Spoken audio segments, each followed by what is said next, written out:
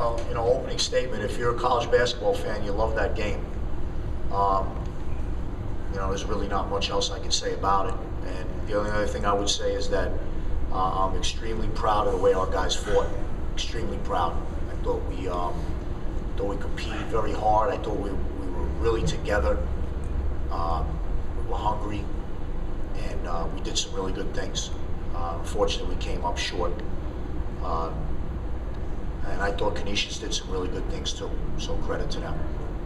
Thank you. Gentlemen, as you're answering questions, please make sure you're speaking to the microphone. We're webcasting this. We want to make sure everyone can hear them. Over here. So, Emile, just talk about what was it like to play in that game and kind of what are your just overall thoughts right now? Like Coach said, if you're a fan of college basketball, that's just a game you got to enjoy watching. Obviously, a great atmosphere.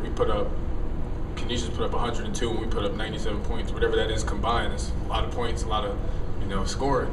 So just being out there, playing with my guys, playing together, I think we played well. It's just unfortunate that we came up short, but incredible atmosphere out there. The end of the second overtime, the three free throws you hit. Can you talk about the pressure, feeling that, and knocking those down?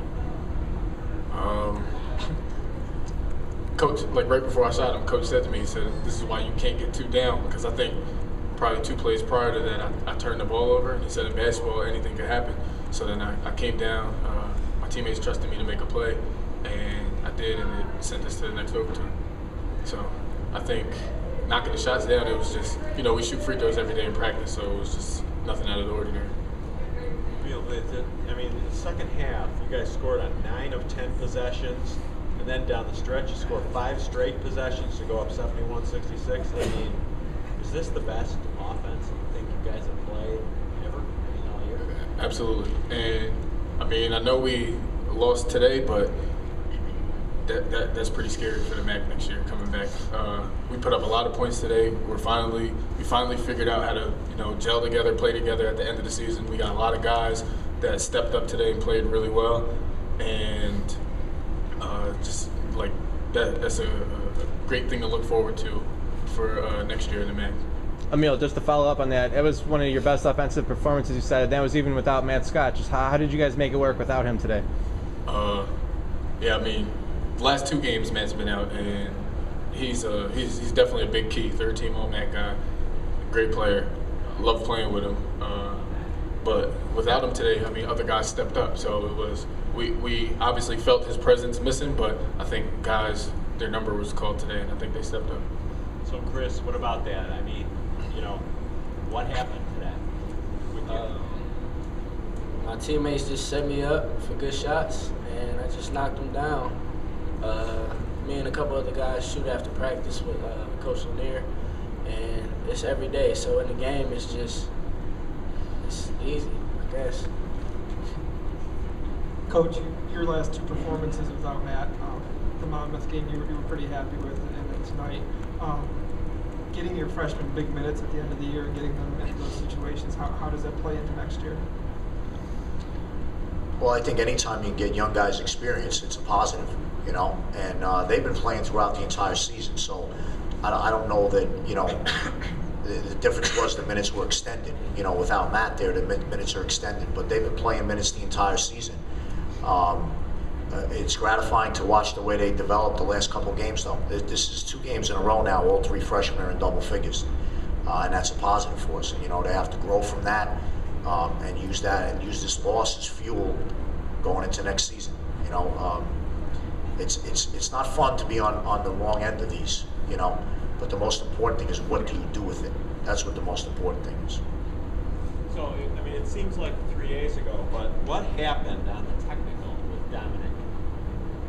You have to ask the referee that. I didn't get the full explanation on it. Well, you were talking to him for a minute. Yeah, I know. He had to tell you something. I was trying to get an explanation, so you have to ask him. I didn't get an explanation. Okay, well, Dominic, you got I don't know if it was inadvertent, but you got smacked in the face, and then they called a foul on you.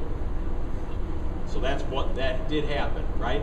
That happened, and I basically just ended up losing my cool for it, and I ended up making a big mistake. And so did you say something to the ref? I lost my cool and said something else. Did you see the play, Chris? I mean, he did. It was like one of those unfortunate. They caught the second hit, not the first hit. You know. You know, I'm all the way down the other end of the floor, so I can't really see what goes on. I do know that was not an easy game to officiate. Both teams played extremely hard. It was very, very physical. You know, I would have liked to get to the foul line a few more times. I thought there was a discrepancy there, but, you know, not an easy game to officiate.